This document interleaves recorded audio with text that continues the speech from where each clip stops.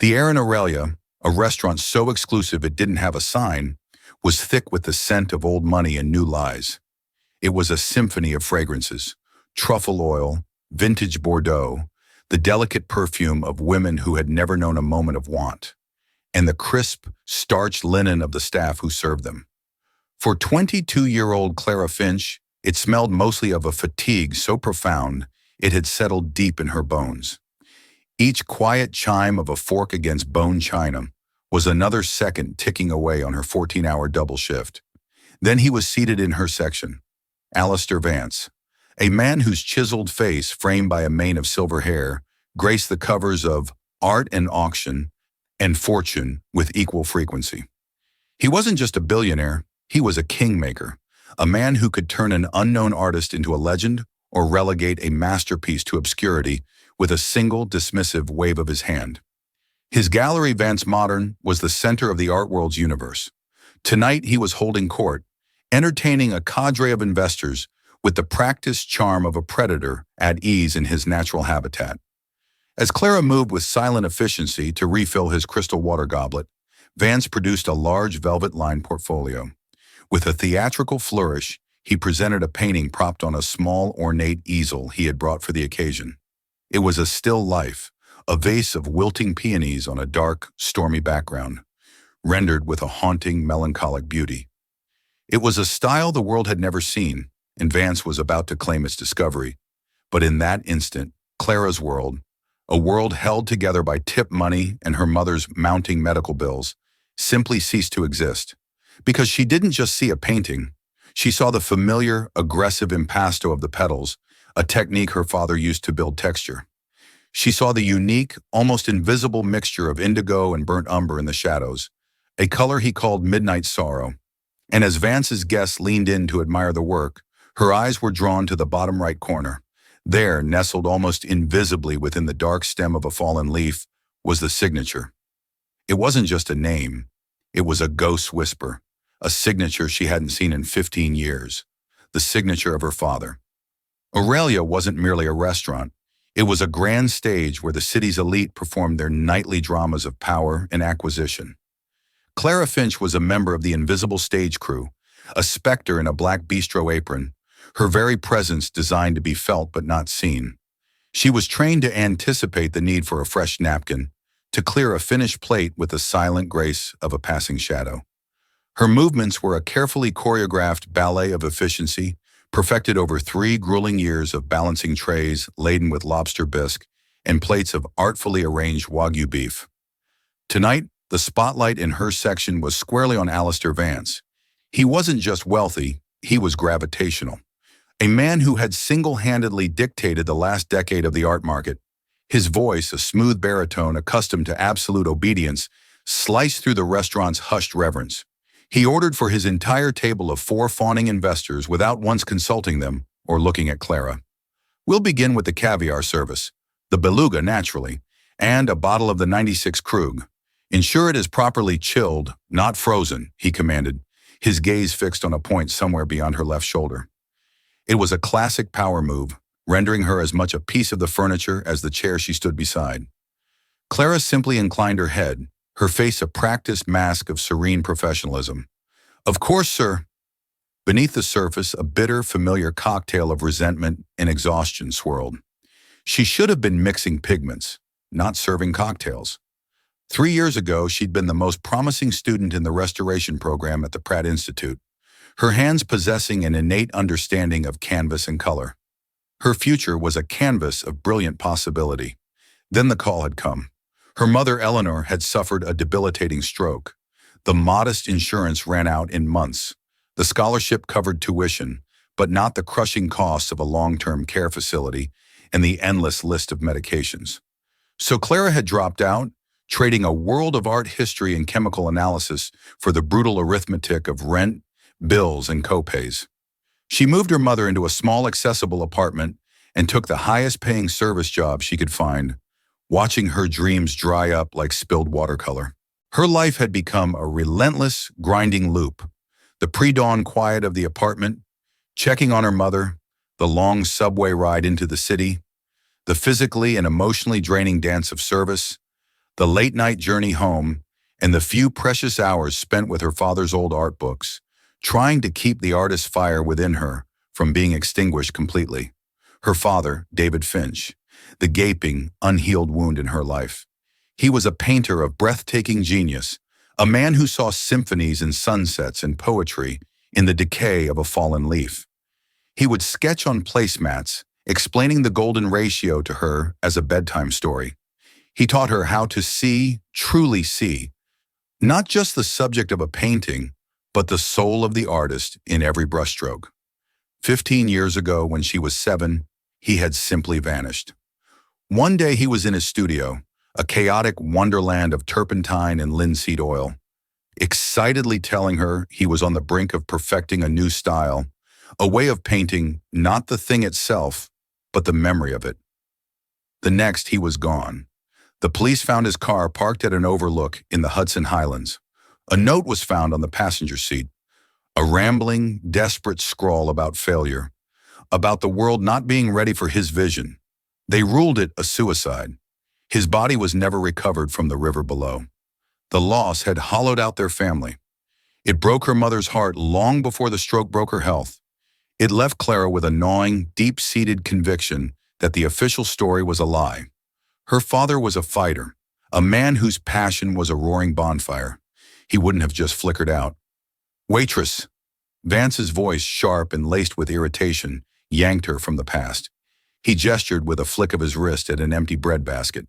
"My apologies, sir." Clara moved forward, her hands steady despite the tremor of anger inside her. As she placed a fresh basket of warm brioche on the table, Vance, in a grand gesture of showmanship, unveiled the painting from its velvet portfolio. "Gentlemen," he announced to his rapt audience, his voice resonating with the pride of a conquering general. "Before we discuss future acquisitions, I want to show you the past, the genesis of what I am calling the Penumbra School, a newly discovered master, a tragic unknown figure from the early 2000s. I have named him Ethelred." He presented the canvas. It was the still life of dying peonies, achingly beautiful and profoundly sad. It was a masterpiece of light and shadow. Clara felt the air rush from her lungs. It was more than familiar.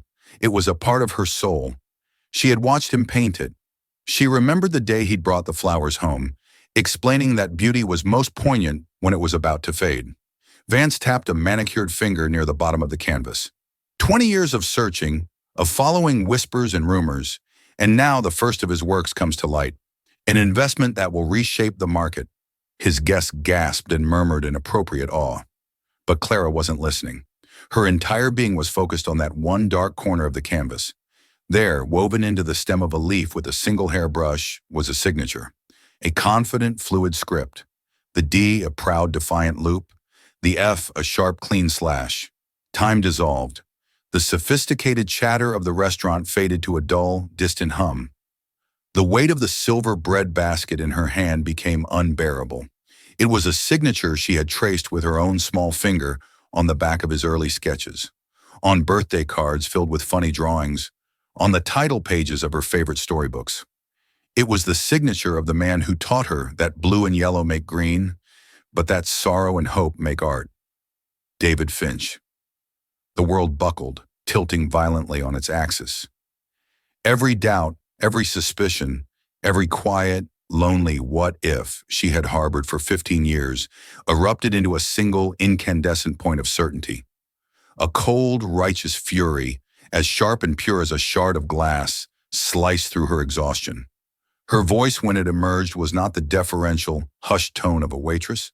It was quiet, clear as a bell, and it carried the crushing weight of 15 years of unresolved grief. "Sir," she said, her eyes locking with his, "that's my dad's signature." Alistair Vance froze, the smug, proprietary smile sliding from his face as if wiped clean by an invisible hand. For a terrifying naked moment, his face was a canvas of pure, unguarded shock. It wasn't just surprise. It was the abject horror of a man watching a corpse sit up in its coffin.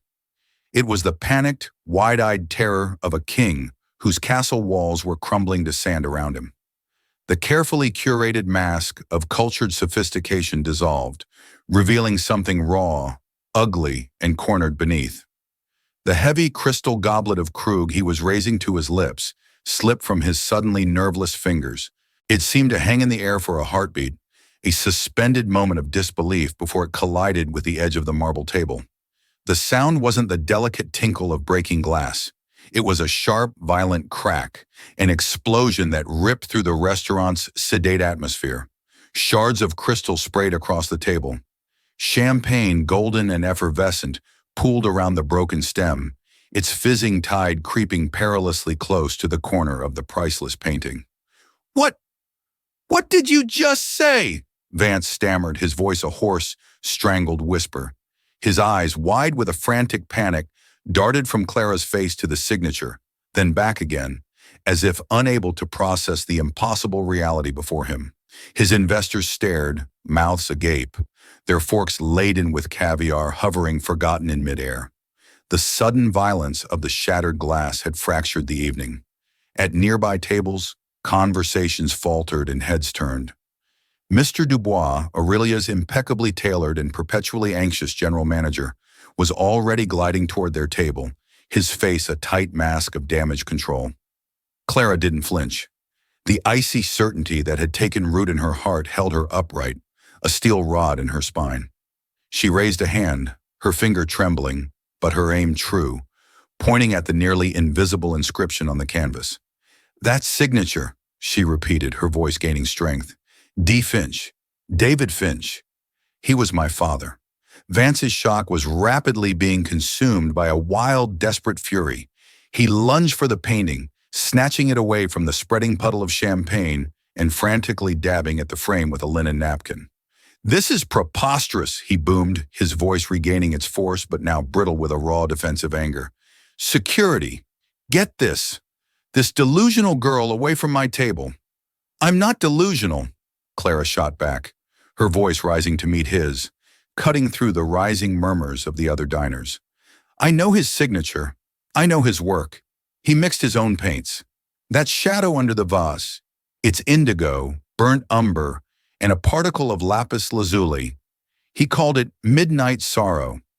He told me he was painting The Memory of Peonies that summer. The specific details, the secret name of the color, the artist's poetic phrasing, struck Vance like a physical blow. The blood drained from his face, leaving a sickly, chalky pallor beneath his expensive tan. These were secrets he thought were buried with the man himself. Secrets no one else on earth could possibly know. Mr. Dubois arrived, his professional smile stretched to a painful degree. "Mr. Vance, is there a problem?" "Ma'am, please. You are disturbing our patrons." "This waitress is harassing me," Vance snarled, shoving the painting back into its protective portfolio and snapping it shut. He pushed his chair back and stood, looming over Clara, trying to use his height and sheer presence to crush her. "She's clearly unstable.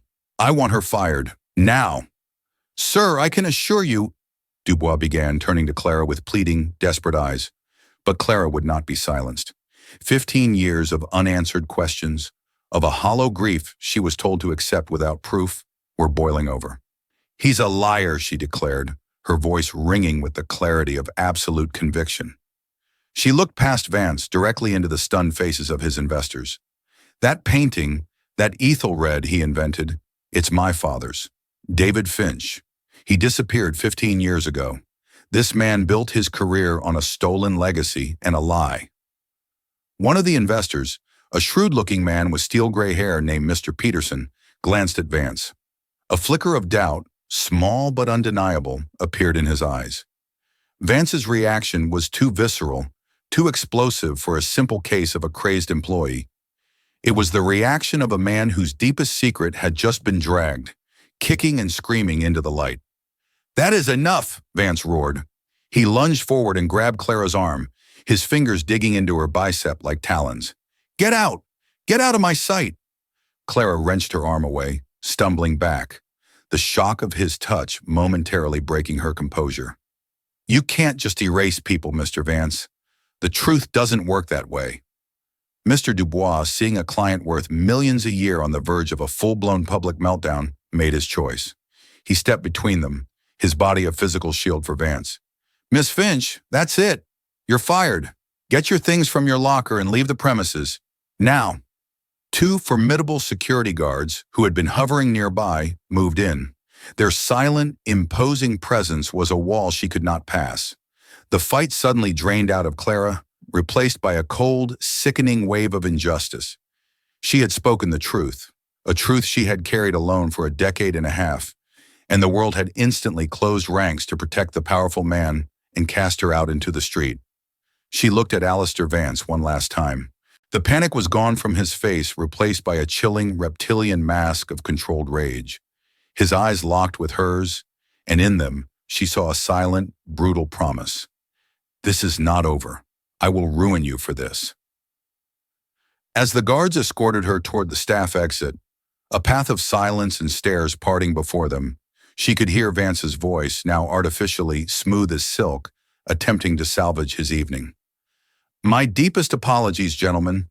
A disgruntled former employee, quite mad, I'm afraid. Now, about the projected auction value. The heavy, swinging door to the kitchen slammed shut behind her, cutting off his voice. Clara stood amidst the clatter of pans and the hiss of steam, her uniform suddenly feeling like a costume she no longer had the right to wear. She was fired, jobless. Her mother's next round of expensive medication was due in a week. But beneath the rising tide of panic and humiliation, a new feeling was taking root. It was a cold, hard, unyielding resolve. Vance's reaction hadn't been that of an innocent man wrongly accused. It was the raw terror of a guilty man exposed. He wasn't just a thief who had stolen a few paintings. He knew what happened to her father. Clara Finch, the poor, exhausted waitress, was gone.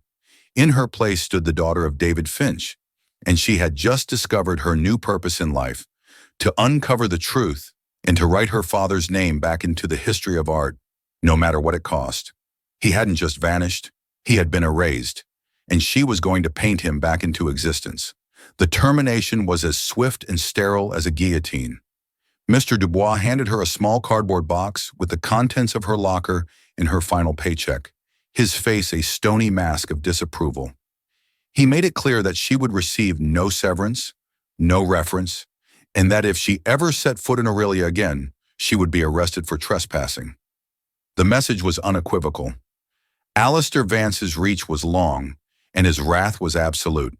The subway ride home was a nauseating blur of flickering lights and the hollow echo of her own heartbeat.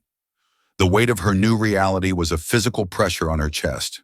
No job, a sick mother, and a new, terrifyingly powerful enemy.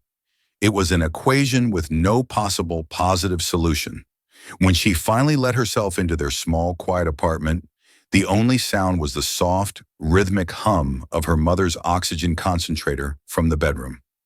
The sight of the closed door, behind which her mother slept, so fragile and dependent on her, sent a fresh wave of panic through her. What had she done?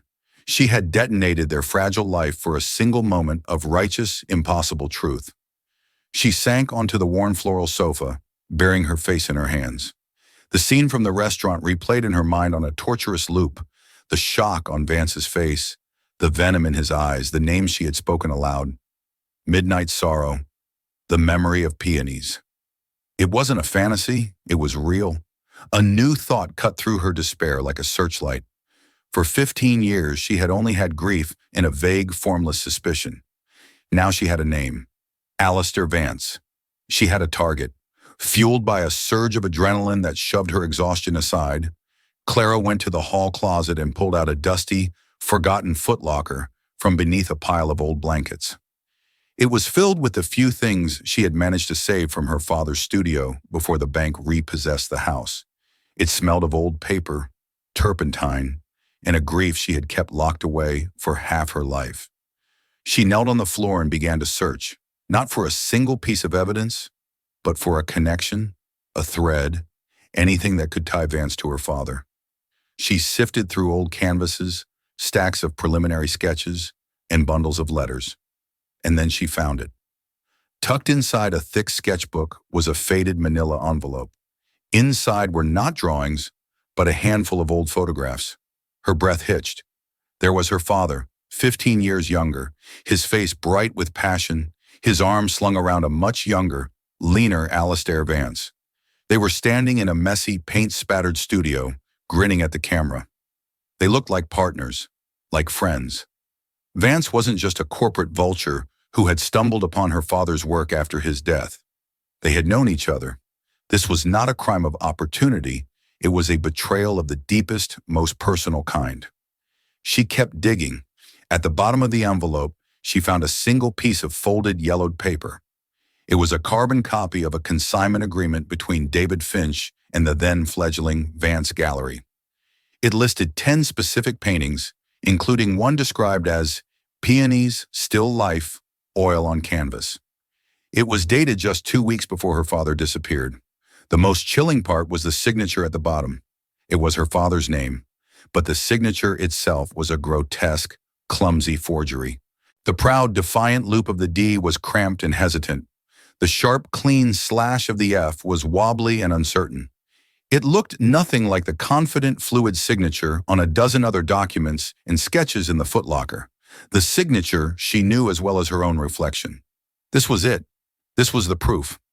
Vance hadn't just acquired the paintings. He had created a false paper trail. He had likely presented this forged document after her father disappeared, claiming legal ownership of the initial works that launched his legendary career. A cold dread washed over her, so intense it made her feel physically ill. The story of her father's suicide suddenly took on a much more sinister hue. A brilliant artist on the verge of a breakthrough, whose entire foundational collection was about to be stolen by a partner he trusted. Would he fall into despair and walk into a river? Or would he fight back? And what would a ruthless, ambitious man like Alistair Vance do to someone who stood in the way of his future empire? The thought was a shard of ice in her gut. Vance hadn't just stolen her father's legacy, he had stolen her father. Clara carefully gathered the forged document in the photograph. The dust from the footlocker no longer felt like the dust of the past. It felt like gunpowder. For 15 years, she had been a victim, adrift in a sea of unanswered questions. Now, she had evidence. She had a direction, and she had an enemy.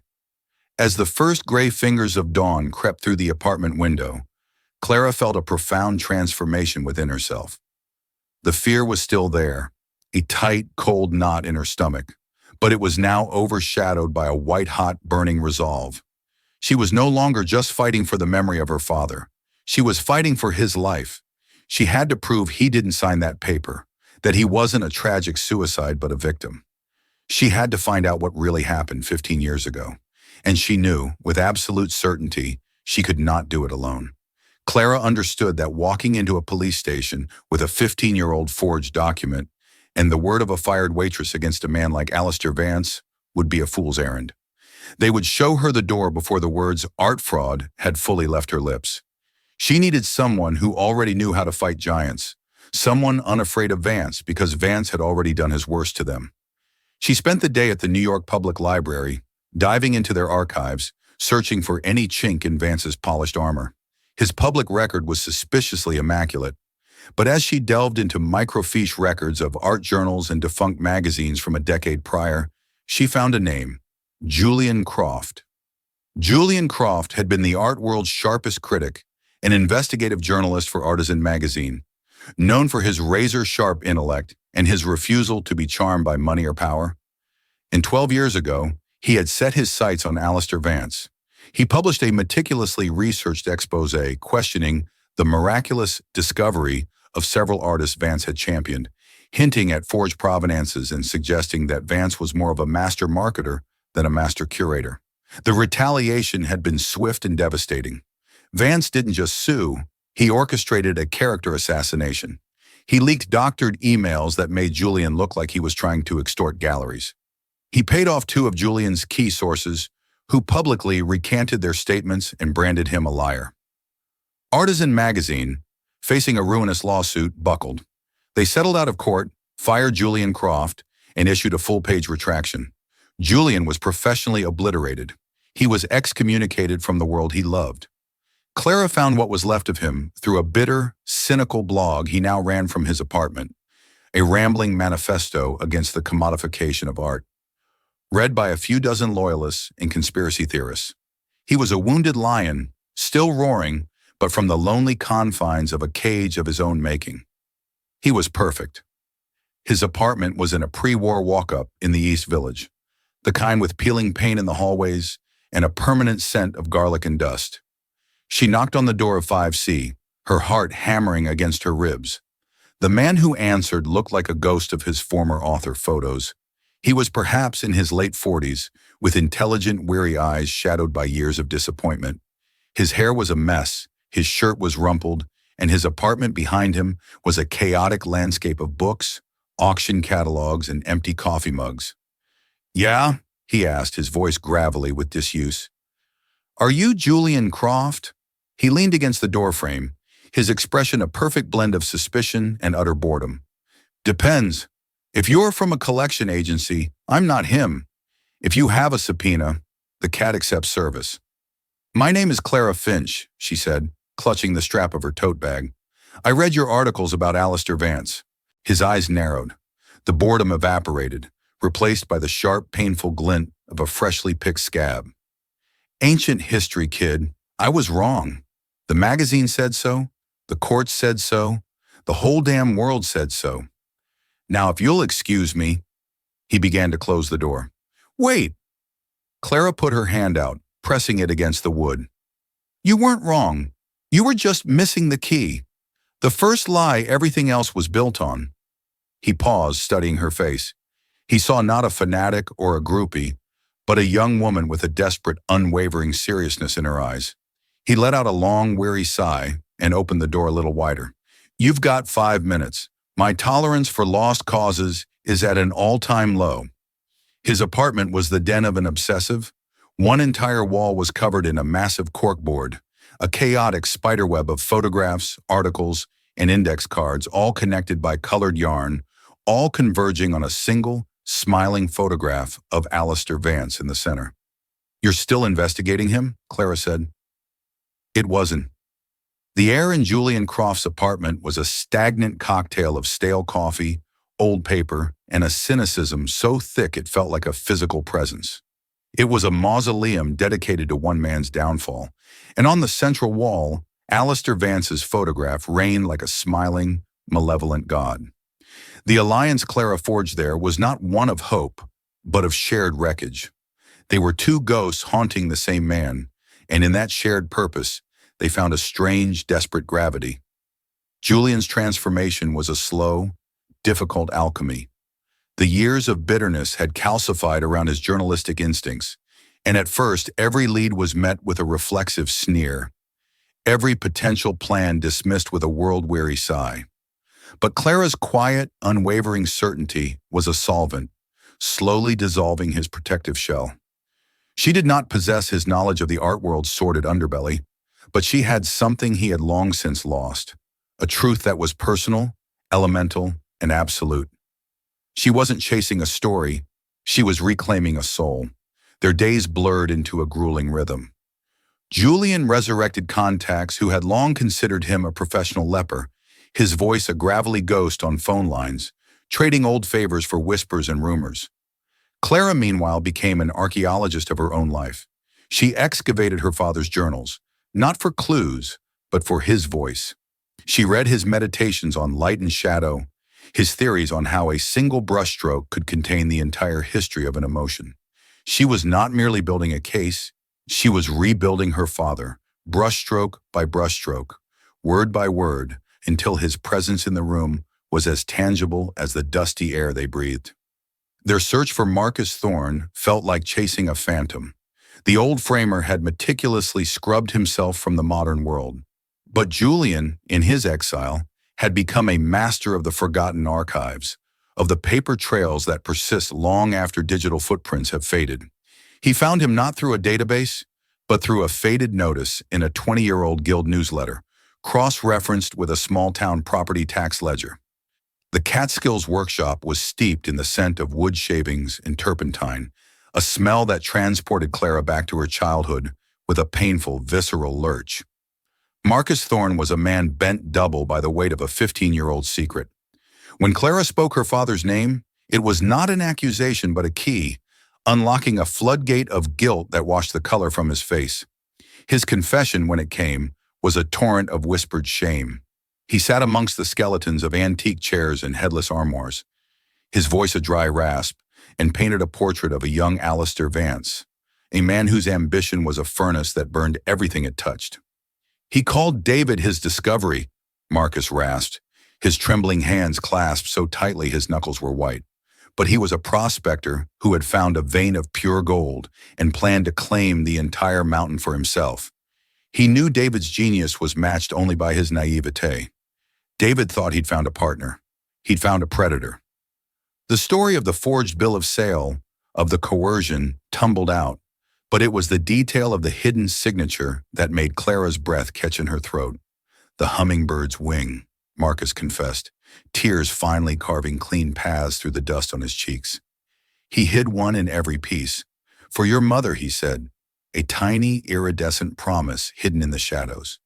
It was his soul on the canvas. Vance knew it was the one thing an expert might find, a tell that couldn't be forged.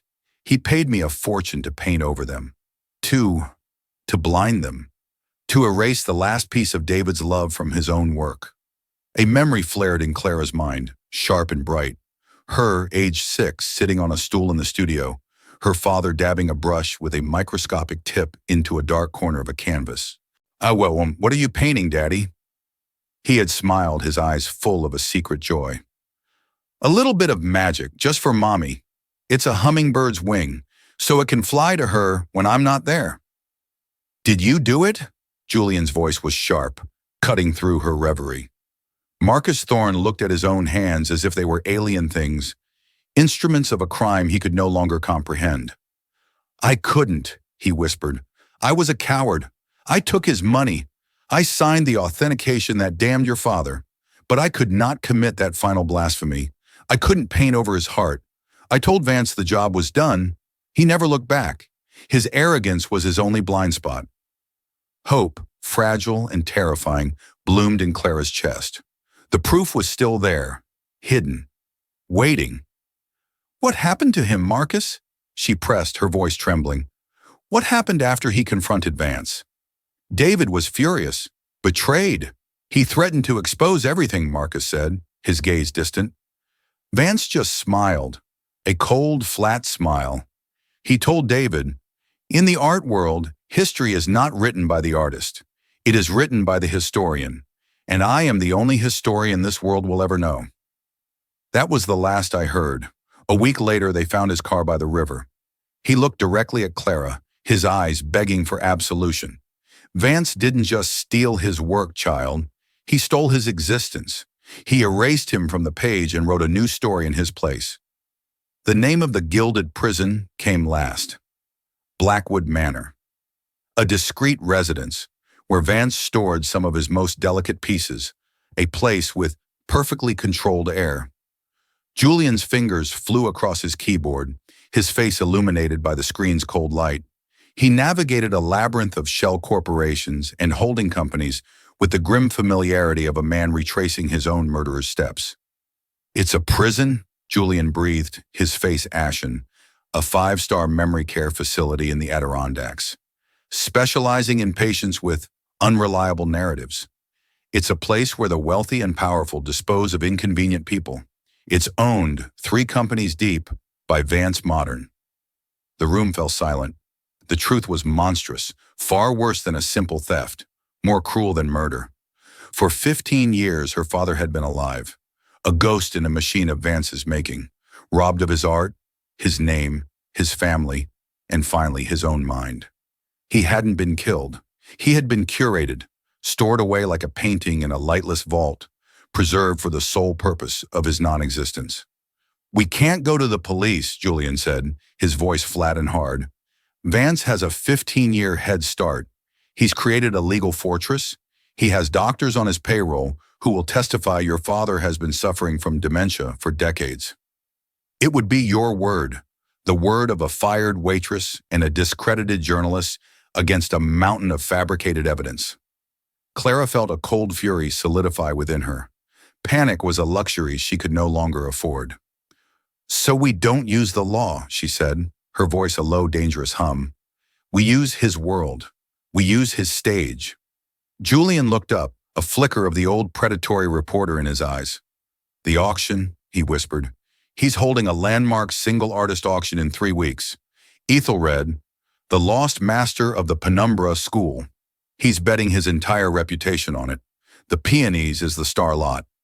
He built his empire on a lie, Clara said, her gaze fixed on Vance's smiling face on the wall. It's only fitting we tear it down with the truth. Their plan was audacious, bordering on suicidal. It had 2 phases. The first was an infiltration, a mission to retrieve not a person, but a single, undeniable piece of proof. Evidence of David Finch's current existence and artistic ability. The second phase was the public execution. Clara was the only one who could go into Blackwood. Posing as Anna, a prospective client's daughter touring the facility for her ailing father, she was a study in feigned grief and filial concern.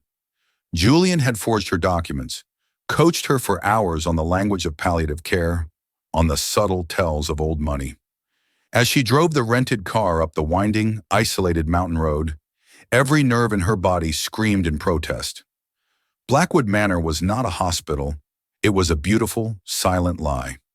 Manicured lawns swept down to a placid lake. The architecture was a soothing blend of stone and glass. But the air inside was sterile, controlled, devoid of life. The residents drifted through pristine hallways like elegant ghosts, their eyes vacant, their memories managed by a smiling, implacable staff. It was a place designed to be forgotten. Clara's tour guide was a woman with a practiced, sympathetic smile and the cold, watchful eyes of a prison guard. Clara asked the right questions, her voice choked with manufactured emotion. As they passed the art therapy room, she paused. "My father, he used to paint," she murmured, looking through the glass. "It was the only thing that brought him peace." The guide's smile tightened. "We find creative expression very therapeutic. Our residents are encouraged to explore their memories." Clara saw him then, through the glass. He was sitting by a window, a sketchbook in his lap. His hair was completely white, his vibrant energy replaced by a deep, unsettling stillness. He was thinner, a pale echo of the man in her memories. But it was him. Her heart seized in her chest, a knot of agony and love so intense it almost brought her to her knees. He was staring out at the lake, his pencil motionless. He looked lost. Not just old, but hollowed out, as if his very soul had been systematically emptied. Clara excused herself, feigning a wave of overwhelming grief. She found a unisex bathroom, her hands shaking so violently she could barely turn the lock. She leaned against the cool marble, gasping for air. The image of her father's vacant eyes burned into her mind. This was the true nature of Vance's crime. He hadn't just caged the man, he had tried to cage his genius. She had one chance. Julian had discovered that Vance, in his supreme arrogance, kept a small private gallery at Blackwood to display his most prized Ethelred works for potential buyers seeking absolute discretion. It was located in a separate wing, accessible via a staff corridor. Armed with a stolen keycard, a duplicate Julian had paid a disgruntled ex-employee a small fortune for, Clara slipped away from the tour. The gallery was a shrine to Vance's lie. There they were, the still lifes, the landscapes, the portraits of sorrow, all signed with the phantom name Ethelred. And in the center of the room, on a climate-controlled pedestal, was dying peonies. Under the gallery's focused lights, it was more beautiful and heartbreaking than she remembered. Her father's soul was right there, trapped under glass. Fighting back tears, she took out a small, high-powered UV flashlight. She aimed its violet beam at the darkest part of the canvas, at the stem of a fallen leaf where she knew the false signature lay. Nothing. Then she moved it to the deep, indigo shadow beneath the vase, a pool of midnight sorrow. And there it was, a faint, glowing shape, invisible in normal light. A perfect, iridescent hummingbird's wing, pulsing with a secret light. Marcus had told the truth. Her father's love was still there. She photographed it with a micro camera, her hands steady now, fueled by a glacial rage. But that wasn't enough. She needed proof of life. She made her way back towards the art therapy room. The guide was nowhere in sight. The residents were being led to the dining hall for their meticulously scheduled lunch. But her father was still there, by the window, a lone orderly collecting sketchbooks from a bin. Clara walked in, her heart a trip hammer against her ribs. "Excuse me," she said to the orderly, her voice calm. "I'm Anna. Dr. Albright sent me. I just need to see his most recent work for my father's file." The orderly, a young man who looked bored and overworked, barely glanced at her. He gestured to the sketchbook on the table. "Take it. It's all just scribbles anyway." Clara approached the table. She looked at her father. He didn't look up. His gaze was fixed on some distant point only he could see. "Dad?" she whispered, the word a painful stone in her throat. There was no flicker of recognition. Nothing. Her time was running out. She opened the sketchbook. The pages were filled with hesitant, broken lines, fragments of images that made no sense. It was the work of a mind in chains. Tears streamed down her face. She flipped to the last page. There was a single fresh drawing done in graphite. It was a detailed, exquisitely rendered drawing of a single feather. It was shaky, but the genius was still there, a flickering ember in the ashes. And beneath it, as if drawn by instinct, by a muscle memory that had survived the chemical fog, was a tiny, perfect hummingbird's wing. She tore the page from the book with a quiet, decisive rip. She folded it, slipped it into her pocket, and walked out of the room without looking back. She couldn't. If she looked back, she would shatter. 3 weeks later, the art world gathered at the prestigious Lexham's auction house for the sale of the century. The room buzzed with the electric thrill of money and history being made.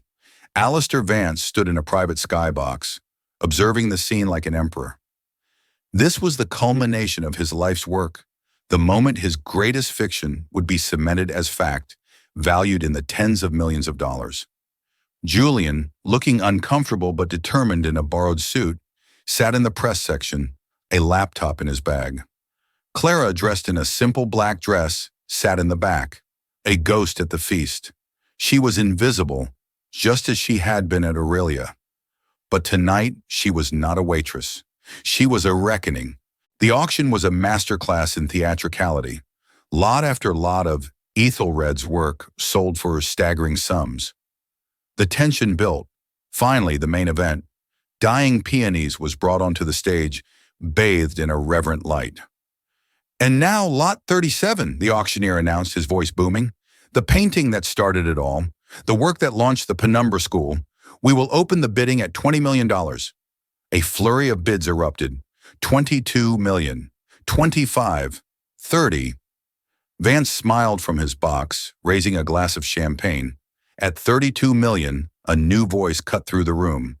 "A point of information for the bidders." All heads turned. Julian Croft was standing, a microphone in his hand, a technician he'd bribed standing by the main projection screen. Before security could react, the image of dying peonies on the screen was replaced by the photograph of a young David Finch and Alistair Vance. "Before you spend $32 million, Julian's voice rang out, clear and steady, "you should know the name of the artist you are buying. His name is not Ethelred. His name is David Finch." A shocked gasp swept the room. Vance went rigid in his box, his face a mask of disbelief and fury. He barked into his phone, demanding security intervene. On the screen, the image changed to the forged bill of sale, next to an example of David's true signature. "This is the lie Alistair Vance's career was built upon," Julian declared. "A forgery used to steal the life's work of his partner." The screen changed again. This time it was Clara's UV photograph, showing the glowing, ethereal hummingbird's wing. Vance's lie was so complete, he even tried to paint over the artist's true secret signature, a mark of love for his wife. The final image appeared, the graphite drawing of the feather, torn from the sketchbook. "But you cannot kill genius," Julian said, his voice thick with emotion. "This was drawn less than a month ago by David Finch, who is not dead. He is a prisoner in a private facility owned and controlled by Alistair Vance, where he has been held for 15 years. Security was swarming him now, but the damage was done. The room was in chaos. The bidders were lowering their paddles, staring at Vance's box with expressions of horror and disgust. Then Clara stood up. She walked calmly to the front of the room. All eyes fell on her. My name is Clara Finch, she said, her voice quiet but carrying to every corner of the silent room. David Finch is my father. Everything you have been told tonight is the truth. Mr. Vance did not discover an artist. He buried one. Alistair Vance stood frozen in his skybox, the champagne glass slipping from his hand and shattering on the floor. In that moment, he was not a king. He was just a man, naked and exposed in a castle of his own lies, watching as the walls turned to dust around him. He wasn't just ruined. He was erased. The months that followed were a slow, painful dawn. Alistair Vance was consumed by a firestorm of lawsuits and federal investigations. His empire crumbled, his name becoming a byword for the art world's most monstrous fraud. He was stripped of his collection, his galleries, his legacy. He was left with nothing but the truth, an asset he had never learned to value. David Finch came home. The legal battle to free him was arduous, but the public evidence was overwhelming. He emerged from Blackwood Manor a fragile, tentative man, a stranger to a world that had moved on without him. His reunion with Eleanor was a thing of quiet, heartbreaking beauty. There were few words. He simply took her hand, the one that could still move, and held it for hours. The 15 stolen years, a vast, silent ocean between them. His recovery was not a miracle. It was a patient, difficult process of reclamation. There were days of profound confusion, of deep, vacant sadness. The drugs and the isolation had taken a terrible toll, but slowly, with Clara's help, the light began to return to his eyes. Julian Croft wrote the story. It was a masterpiece of investigative journalism that won him a Pulitzer and restored his name. But he found his victory hollow without purpose. He sold the movie rights to his book and used the money to start a foundation, the Finch Project, dedicated to protecting artists from predatory practices and authenticating the work of those who had been exploited. His redemption was not in his return to glory, but in ensuring no one else would suffer Vance's fate. Clara found her own peace not in the headlines or the courtrooms, but in the quiet of a new studio. It was a large, sun-filled space she rented with the first proceeds from the court-ordered restitution and sale of her father's authenticated work. One afternoon, months later, she was mixing paints on a palette. The familiar scent of linseed oil and turpentine filled the air. It was no longer the smell of grief. It was the smell of creation. Her father sat in a chair by the window, sketching in a new book. He was still quiet, still distant, but he was present. He was home. He looked over at her canvas, a large abstract piece exploding with color and movement. "What is it?" he asked, his voice soft. One of the first questions he had asked about her work. Clara looked at the swirling chaos of blues and golds on her canvas, at the raw emotion she had finally allowed herself to unleash. She thought of the journey, the crushing fatigue of Aurelia, the ghost of her father, the cold fury, the terrifying hope, and the quiet, steady work of rebuilding a life. "It's a memory," she said, a small smile touching her lips as she picked up a fine-tipped brush. "The memory of a sunrise." She turned back to her work, and in a deep, shadowed corner of the canvas, in a place only she would ever know to look, she painted a tiny, perfect, iridescent wing. It was not for her mother or for her father. This one was for herself, a secret promise that even in the deepest darkness, there is always a way to fly back into the light.